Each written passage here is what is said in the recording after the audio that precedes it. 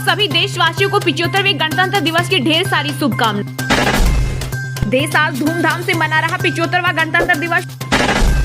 गणतंत्र दिवस समारोह के लिए दिल्ली की सीमाएं सील, 14,000 जवानों की तैनाती, भीड़ वाले इलाकों में खास नजर, जमीन से लेकर आकाश तक अभेद्य सुरक्षा। वहीं सेना के जवानों ने फुल ड्रेस पहनकर की परेड। दिल्ली पुलिस की महिला टुकड़ी ने पहली बार लिया हिस्सा।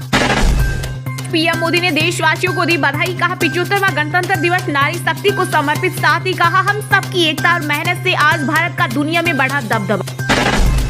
आपका एक वोट देश की दिशा तय करेगा। पीएम मोदी ने राष्ट्रीय मतदाता दिवस पर फर्स्ट टाइम वोटर्स को दिया मंत्र। वहीं इस खास मौके पर बीजेपी ने चुनाव से पहले अपना थीम सॉन्ग भी किया लॉन्च। कहा सपने नहीं हकीकत बुनते हैं, तभी तो सब मोदी को चुनते हैं।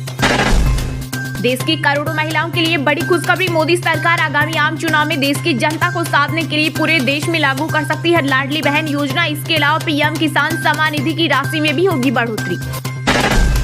डीआरडीओ ने किया बड़ा ऐलान, मार्च तक शुरू होगा देश की शक्तिशाली सुपरसोनिक मिसाइल ब्रह्मोस का निर्यात।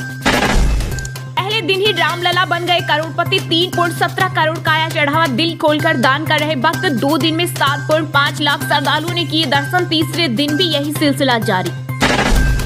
गणतंत्र दिवस के समारोह की चलती 26 और 27 जनवरी को भारत जोड़ो न्याय यात्रा पर लगेगा ब्रेक। 28 जनवरी को फिर शुरू होगी कांग्रेस की यात्रा।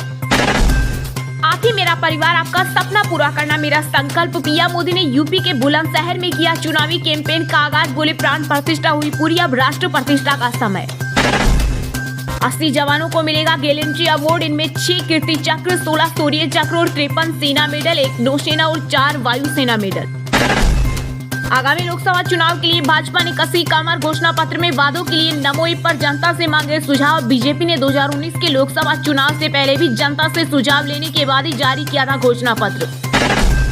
74वें गणतंत्र दिवस समारोह में शामिल हुए फ्रांस के प्रेसिडेंट इमैनुअल मैक्रों बतौर चीफ गेस्ट 2 दिवसीय भारत दौरे पर पहुंचे। पीएम मोदी के साथ जयपुर में किया रोड शो। इसके बाद दोनों नेताओं ने भारत फ्रांस के बीच द्विपक्षीय संबंध और विभिन्न भू राजनीतिक घटनाक्रमों पर विस्तार से की चर्चा। असम से होते हुए कूच बिहार जिले के जरिए पश्चिम बंगाल में राहुल गांधी की भारत जोड़ो न्याय यात्रा की हुई एंट्री। राहुल बोले अन्याय के खिलाफ इंडिया ब्लॉक मिलकर लड़ेगा। वहीं इस दौरान टीएमसी ने दिखाए पोस्टर, बंगाल में दीदी ही काफी। फेक लोन ऐप की एडवर्टाइजमेंट पर जल्द लगेगा रोक, सरकार करेगी आईटी नियमों में बदलाव। सोशल मीडिया प्लेटफॉर्म पर फर्जी ऐप्स का प्रचार भी होगा बंद। हेल्थ इंश्योरेंस पॉलिसी खरीदने वालों के लिए क्रांतिकारी फैसला, अब किसी भी हॉस्पिटल में होगा केसलेस इलाज, चाहे कंपनी के नेटवर्क में हो या नहीं। जनरल इंश्योरेंस काउंसिल ने पॉलिसी होल्डर्स के हित में लिया बड़ा फैसला। पीएम मोदी ने दिल्ली में कैबिनेट मीटिंग के दौरान मंत्रियों से की अपील, का फरवरी नहीं मार्च में जाए अयोध्या, प्रोटोकॉल से जनता को होगी असुविधा। वहीं सीएम योगी आदित्यनाथ ने भी कहा वीवीआईपी मंदिर ट्रस्ट और स्थानीय प्रशासन को 7 दिन पहले बताएं। भारत में हर दिन तंबाकू से हो रही 3,699 मौत। डब्ल्यूएचओ की स्टडी के अनुसार हर साल तंबाकू से होने वाली बीमारी और समय से पहले मौतों से भारत और अपनी जीडीपी का 1% से ज्यादा हो रहा नुकसान। 2023 के वनडे किंग बने विराट कोहली, जीता ICC one day cricketer of the year का खिताब।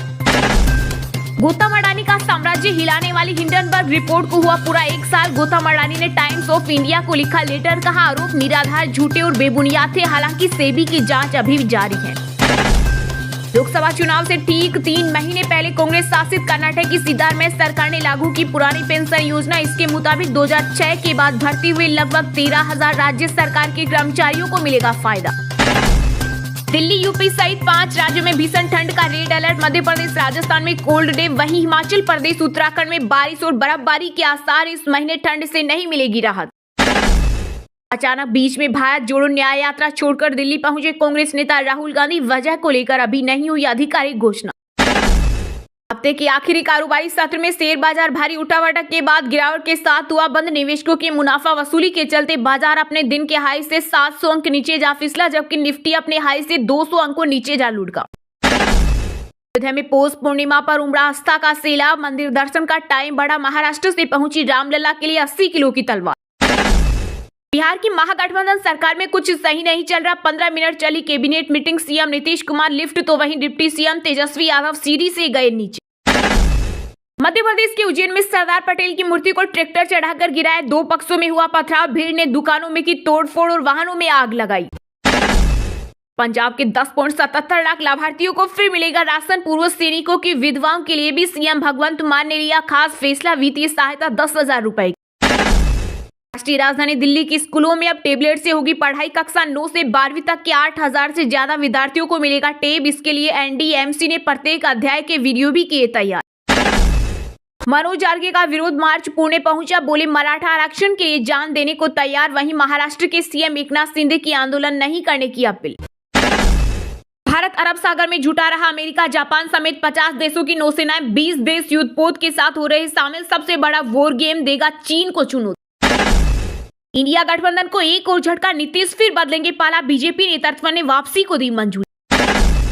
असम के मुख्यमंत्री हिमंत बिस्वा शर्मा बोले लोकसभा चुनाव के बाद राहुल गांधी को करेंगे गिरफ्तार। वहीं कांग्रेस नेता बोले अगर हिम्मत है तो अभी गिरफ्तार करके दिखाए। लोकसभा चुनाव के बाद क्यों गिरफ्तार करना है, वह पुलिस को अपने फायदे के लिए इस्तेमाल कर रहे हैं।